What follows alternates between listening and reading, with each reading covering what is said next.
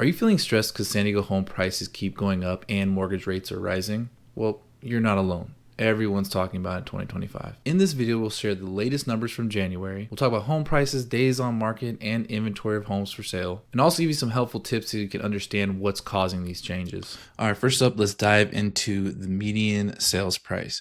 You'll see these, if you ever clicked on the link that I provide in the description, it breaks down all this stuff, new listings, pending sales, a lot of stuff, closed sales, but a lot of it kind of convolutes and doesn't give you a direct picture. Median sales price gives you an idea of what homes are being sold for, so you can kind of see the value. So you see in January 2025, we closed out at $1,048,600. This was a 7.3% increase year over year. So if you look over here to the left, last year in January, median home sales price for single family homes was $977,000. $977,500. So a 7.3% jump. When you look over at condos and townhomes, you'll see we closed out January with $665,000 median home price, which is a 2.3% increase. So a little bit less than it was in previous years from 2023 to 2024. It was a big jump. It's a 10.2%. So slightly less. So maybe condos are kind of flatlining, but once again, we'll see another plug to tune in next month to see where all this is going. But one thing I want to do differently here is also go back and kind of give you perspective, right? So last year, 2024, the median sales price for homes was $977,500. So let's check out Freddie Mac, right? This gives us an idea of what the mortgage rates were. So if we go back in 2024 in February, you'll see the mortgage rates were between, it's 3 years, sorry. Let's go back. So here in January, we had what? Between 6.62 and 6.69%. Now you scroll over to the previous month. It was, let's see, we see at the top here in February, it's 6.89 as of the 6th, but 6.91 with a height of 7.04%. So those interest rates might be playing a part in the condos and townhomes not appreciating as much as they did previously, because most first-time home buyers and people that are buying starter homes are really affected by the mortgage rates. Whereas if you're buying $1 million home, it still sucks, but it's much more feasible. But just to give you kind of perspective, so interest rates a little bit higher, yet we're still progressing, going up, and homes are still appreciating. So if you're, I keep saying and beating a dead horse by now, if you're trying to time the market and you're waiting for the right time, the best time has always been 5 years ago, and the second best time is now.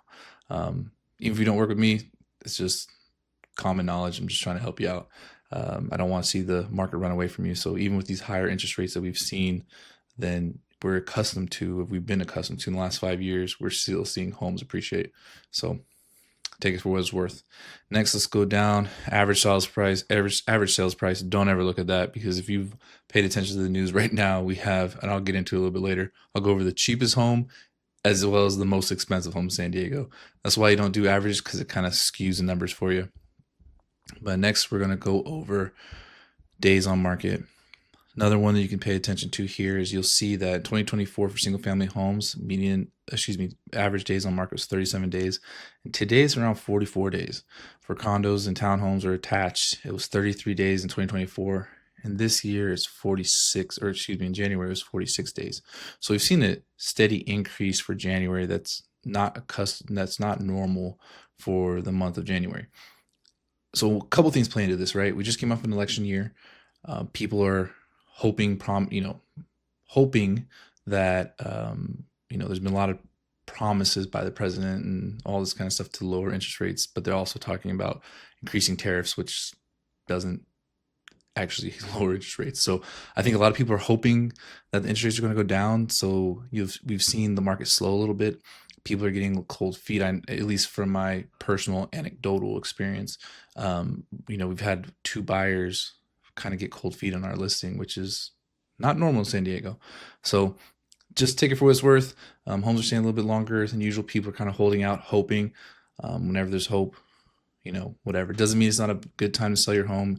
As you saw in the median sales price of homes, you're still going to get the equity that you want in your home. It just might take you a little bit longer.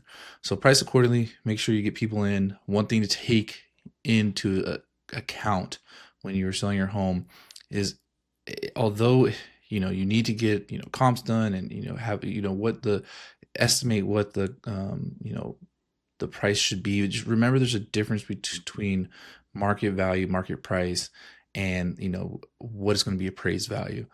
What we're setting your listing price is a welcome to get people in the door. And as much as I hate to admit it, and I despise Zillow, and I don't think it's accurate by any means, people look at it. So if you're right on the cusp, for example, we have a $600,000 listing right now, the only price difference you could change is 574, 575. Because if you look at Zillow or any of these apps that people use, right? Let's be honest with each other. Everybody doesn't just look at the little weak drip that some realtor sends you every day in your email that goes to your spam. So people take into account what Zestimate says. So if you're listing your home and it's above the Zestimate, and regardless if that's how much your home's value is, people look at that first and instantly think overpriced. So take that into account. By any means, that doesn't mean that's what your house is going to sell for. And it's stupid that we even have to say it, but Zillow is such a powerhouse in dominating the market that you have to take that into account. You price it over the Zillow price, you're going to see less people show up to your open houses and less people wanting to buy your home, because once again, they think it's overpriced, even though it's not really accurate. But I digress. Let's go on now to inventory, another incredibly important statistic for us to pay attention to. Housing affordability, let that one go. Inventory of homes for sale. We've seen a huge jump in inventory of homes for sale, right? So in 2024, for single family homes, it was 1,908. And this last month in January is 2,319. So that's a 21% jump. So more homes are going on the market. Maybe people are finally coming to terms with the higher interest rates and, selling their house and trying to level up and move up, or, maybe they're not, and they're trying to move out of San Diego. Who knows? You can never know that statistic. But for condos and townhomes, we have 1,175 in 2024 and a 40% increase to 1,653. Now, those are big numbers, right? So more than, and remember, taking the context, this is based off January 24 to January 2025. So more people have decided to sell their home this January than they did last January, and even more so than the January before. So maybe, I don't know. Now, one would argue maybe, okay, the inventory problem is solved, right? We've had 21% increase in, single family homes and a 40% increase in condos. We should see a change in home prices, right? Then we need to go over to this little one right here, month supply of inventory. So month supply of inventory shows you how many, if you look over here, the inventory of homes for sale at the end of a given month divided by the average monthly pending sales for the last 12 months.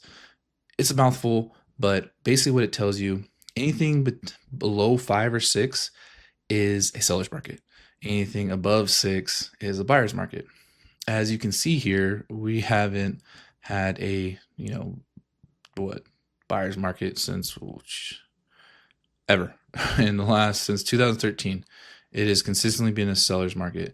Once you get to the 5, it's kind of equilibrium if you're an economics nerd. But even then, we've had little spouts where we've hit a equilibrium type market, a balanced market. But majority of the time since 2019, so last 5 years, we've been in a substantial seller's market. So how many homes does it need to take? So what this shows you is that the demand for homes far exceeds the amount of supply that we have. So take that into consideration when you're going into putting in offers. I'm putting together a whole class on how to craft a competitive offer and stand out from little things. It doesn't always have to be price. There's other things that you can do.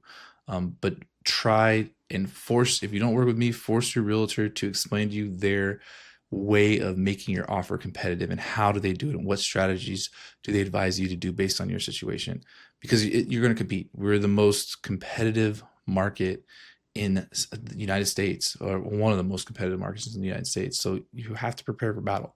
and hopefully the person you choose to work for is preparing you for battle.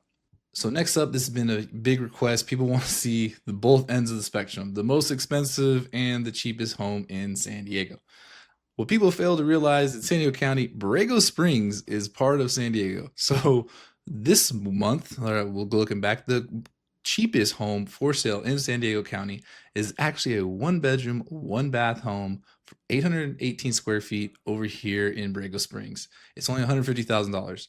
Now people are losing their mind and like, hey, why, 150,000 in San Diego is unreal. This is way deep in the desert. So here, check out some of these photos. It's actually not bad, 150,000. But yeah, this is the cheapest home in San Diego County for currently listed for sale. Beautiful. If you want to live in Borrego Springs, awesome. The next, this one, drum roll, is the most expensive home in San Diego. Quick plug, if you're thinking about buying a home in San Diego and you're a first-time home buyer, or you're relocating here from somewhere else, or maybe you've bought homes here before but you've been out of the game for a little while, check out my free Ultimate Home Buying course. It's a free 5-day course that teaches you everything from choosing the right neighborhood to getting your keys and moving in. And I also arm you with a bunch of tips and tricks that help you compete in America's most competitive housing market. The course has already helped over 30 buyers, and each one of them has told me that it made the process so much simpler for them. So regardless if you're buying the next 3 months or the next 3 years, do yourself a favor and check it out. I'll put the link below in the description. Now, this is just ridiculous. It is a castle on the beach in La Jolla. $108 million. I don't know. Look, his estimate is even punching in the face saying it's 99 million. Jeez. 10 bedrooms, 17 bathrooms, almost 13,000 square feet. This looks like a, Italian villa somewhere, and it's right there in La Jolla. Like, look at that guest. I'm guessing this is the guest bedroom and this is the main house. That guest house is bigger than most people's main houses. But obviously ridiculous. I don't know. Put in the comments below, who do you think's buying this? And more important, how are they buying this? What are you putting $20 million down? But by all means, if you want to buy this and you're qualified, definitely hit your boy up. I'll make a cool $2 million commission. But God, look at that thing. Jesus. Yeah, so this is, whoa, Lord, look at the ceiling. That is ridiculous. It looks like a classic castle just in La Jolla. Gorgeous. Absolutely gorgeous. Well, yeah, that is, and they have a pool house too. I would take the pool house. If you buy this thing, even if you don't use me, I'll live in the pool house. I'll clean your pool. This thing is crazy. Look at that. Jesus. Yeah, amazing. What is a wine and an underground bar too? What? Awesome. What is a cigar lounge? Of course it does. Look at that. This looks like old British royalty. Regardless, the point of this too is also taking account. This is another reason why you never use average when you're trying to understand a market and how it's moving, right? So when you go back here and you see the difference between average home price, right up here, average sales price, that's pretty ridiculous, right? It's much different than median because we have a home that's probably going to sell for $100 million. And that is not normal. But also on the flip side, when the $150,000 home sells, that makes it look cheaper. The best thing you can do is also realize that we can do this by neighborhood, and that gives you an even better kind of statistic baseline of what's going on. So if you're trying to live in Rancho Bernardo, where I live, or Chula Vista, or wherever, Sarah Mesa, whatever place you want to live, downtown, we can actually do the stats for that area. And that will even give you a better idea of what you're looking into than overall. So separate the difference between national stuff, like you see in the news, like, oh, median home price in United States is 400,000. Median home price of condos in San Diego is 600,000. So take into consideration, and then also know that each area functions differently, and how you compete in each area is different. So make sure you get all those numbers and separate, apples with apples, oranges with oranges. And that'll help you compete at this level and the most competitive market in San Diego or in California, the most competitive market in the United States. And lastly, to close it all out for my buyers, right? Uh, if you want this little breakdown, I'll put in a link below. But for buyers, realize the household income rose by only 3.6% from 2023 to 2024, while single family homes went up by 7.3%. So what that shows you is that the home price, and you hear people talk about it all the time, is that waiting to buy, waiting for the right time, or waiting to save up to 20%, the market's creeping away from you faster than you're making more money. So as long as you're trying to save and do whatever you're trying to do, the market's pretty much moving away twice as fast as you are making money. So how do you combat that? Buy a starter home. It might not be your dream home. It might not be everything that you wanted, but it's something. And now your money's going towards forced savings, which every time you pay down your mortgage, it's helping you out to buy your next home. If you live in a different market than outside of San Diego that's not ridiculous expensive, then yeah, maybe you save up for your dream home and do that. But here, it's really hard. With home prices outpacing income, we got to think outside the box. And the only way that I can wrap my brain around doing it for you guys and creating all the different scenarios is you have to buy. It's not even most people buy 3 homes in their life, right? Their starter home, they're kind of like middle forever home, and then like, oh, bubbles, and then their twilight home, right, which is like the final home that they're going to have. And here, I think in San Diego, you have to spread it out and buy an extra home. The reason being is you're riding the wave, right? If the home prices continue to surge, and regardless they don't, even if they flatline, which I don't mean wouldn't be the greatest thing, but you're still paying yourself. You're getting tax benefits, you're getting forced equity, and when you sell that house and level up and buy a little bit bigger home, boom, now you put 3.5% down, or if you're VA, lucky enough to be like a VA buyer, 0% down, closing costs. You live in it for 3 to 5 years. You either sell it, use the proceeds, and now you put a bigger down payment on a more expensive home or something. It makes your affordability easier versus you trying to save and the home prices increasing faster than your income.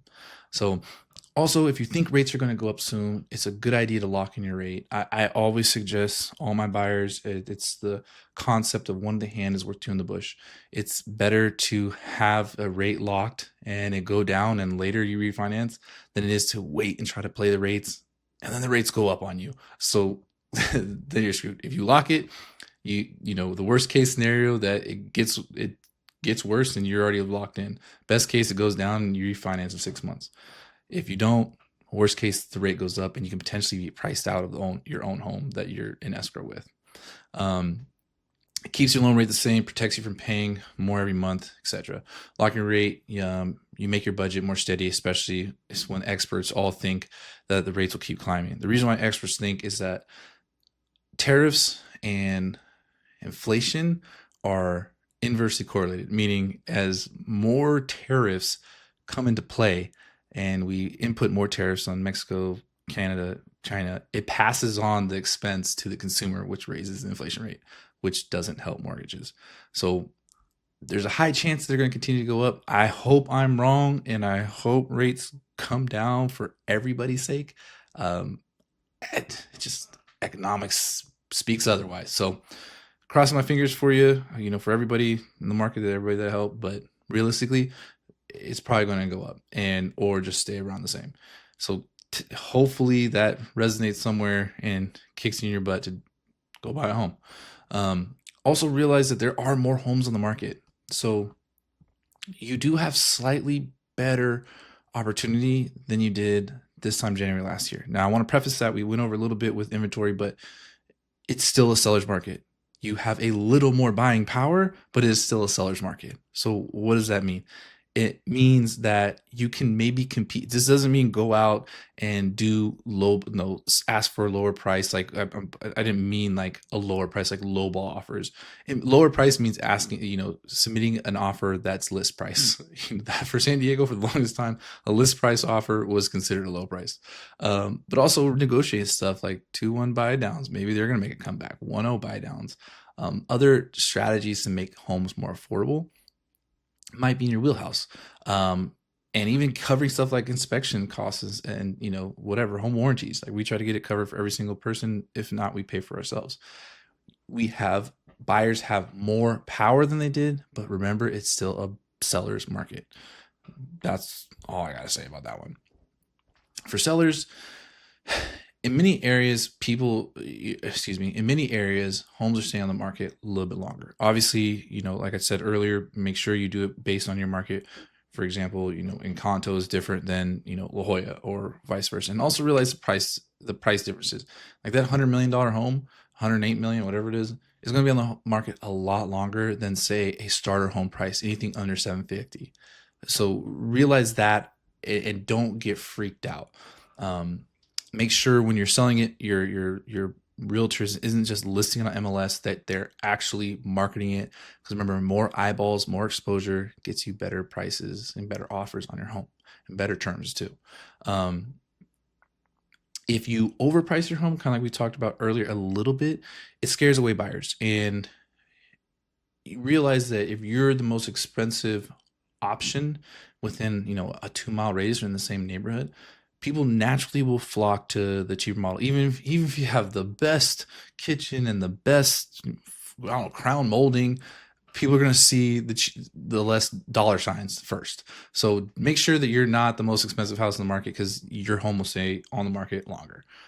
Bottom line. And when you work with a realtor, they should be monitoring, right? You should, by all means, reach out 3 to 6 months. You're selling your home. Selling a home is very operational, whereas buying a home is more inspirational, because you should be reaching out about 6 or so months, and we're going to be tracking that market every 2 weeks. Usually about a month for the first month or two, and then every week to make sure your neighbor doesn't put their home on the market or something else, because all those go into the calculation of where we position your home to get you the best price, the best price for your home in the shortest amount of time with the best terms.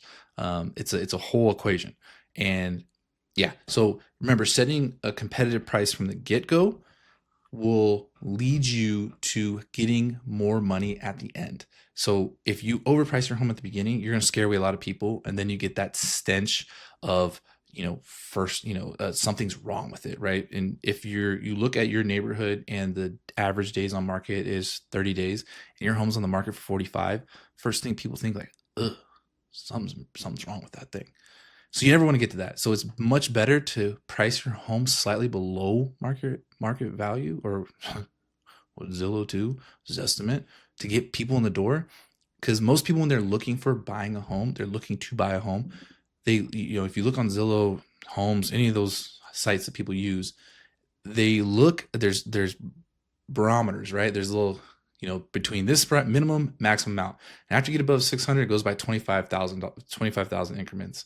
So it's literally putting it slightly below. You just reached a ton more people than the people. So say if your house is 600, it's 680,000, and you're only hitting people that put 700,000 as their max.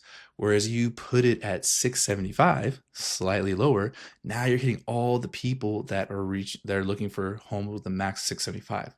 And think about buying psychology. Most people, when they're buying a home, that they pay attention and watch these videos, they know it's competitive. So they kind of give themselves a little buffer so that they can be competitive. So they know that they're going to go in and probably have to do an over list price offer. So when they're looking, if they're looking, their budget is up to 700,000, 800,000, they're looking at that 675, 775 to give them that little buffer room to make stronger offers. So think about that. Also, remember, first impressions are important. Getting it clean. We clean all of our listings. People lose their mind over staging and all this kind of stuff, but bear tactics, just get it deep clean. Like, nothing is worse than having a home that doesn't do a first impression. People are going into your home, it's not theirs. It's already a little bit of awkwardness because they don't live there, and if it's dirty, or people assume the worst no matter what. So first impressions are very important. And just do little things. Touch up paint, mow the lawn if you have one, fix small issues. It makes a big impact. It shows that you care. And these upgrades will help your house stand out. The more you can show a buyer that you care about your home and that you're selling your home, and you took care of it, the more people are going to not be worried to buy your home. Because thinking about it, every time the buyer goes to buy a home, they're thinking the worst. Looking, the home inspection's coming in, it freaks them out. Everything's freaked out. Everybody's overreacting. The more you show like little things, labeling your keys, like I said, touching a paint, doing little stuff that goes a long way, and it's not expensive. For our homeowners, interest rates can go up and down. If they drop low enough, especially if you're one of those 3-2-1 buy downs, your loan term is coming up, right? So the first year you had a 3% discount, then a 2%, now 1%. It's coming up.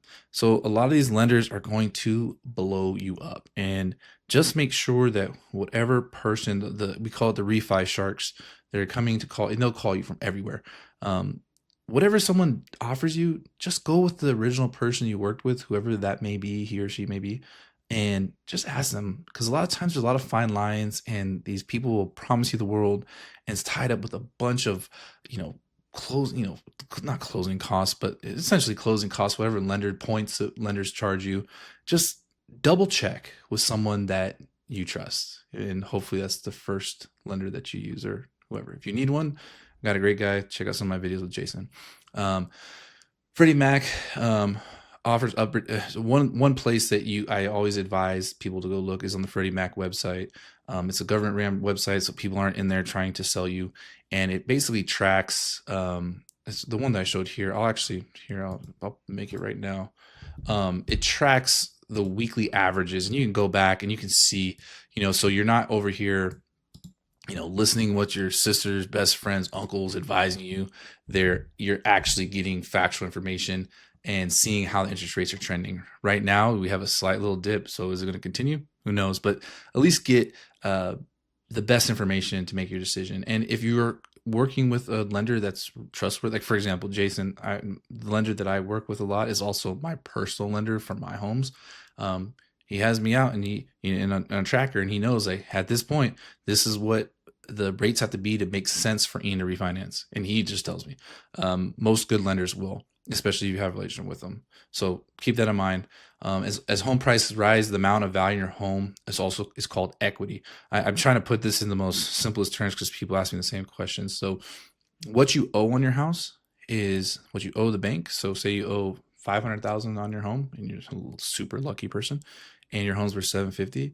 Now that separation, that delta, is called equity. So as these home prices go up and your mortgage stays the same, unless you choose refi, that's the equity, that delta between how much you owe the bank and how much you can sell your house for today. So when you're planning to buy the next home, that's why it's always good to kind of reach out. 6 months is pretty good. 3 months if you're a speed demon and want to get it done. So we can war game how much you're going to potentially make off the sale of your home. Obviously be conservative. You work with the lender and kind of see what you're going to get pre-approved for the next home. And then we go from there and make that plan, because it's more logistically challenging to buy your second home than it is honestly to buy your first home. Think about it, if you fall out of escrow or something crazy, 99.999% of landlords will let you extend your lease. When you're selling your first home to buy your second home, when escrow closes. You're gonna have to get an Airbnb or something. So more logistics are involved. Make sure you reach out, see how much equity you have in the home, how much you're going to use to buy your second home, etc. And then just always be careful. A lot of these people are going to ask you to do home equity lines of credit and all this stuff, and just be careful. Remember that credit, whatever you get, equity line of credit, HELOC, whatever, is tied to your home. So be sparing with it. Don't go out and use it to buy something crazy. If it's used for repairs, making the house better, so be it. If it's an emergency, obviously, just be careful. And yeah, so that's all I have for you this week. I appreciate you watching. I'll put this link to this little paper in the description below. And if you have any questions, please reach out. I read every comment. And once again, definitely check out my free home buying course. I'm working on the seller stuff, but right now I have a free home buying course. It's great. I spent a lot of time on it. It'll give you all the baseline that you need to buy your next home, whether it's your first time home buyer or you bought plenty of homes. So check it out. Be linked below. That's all I got. See you guys next week. Appreciate you.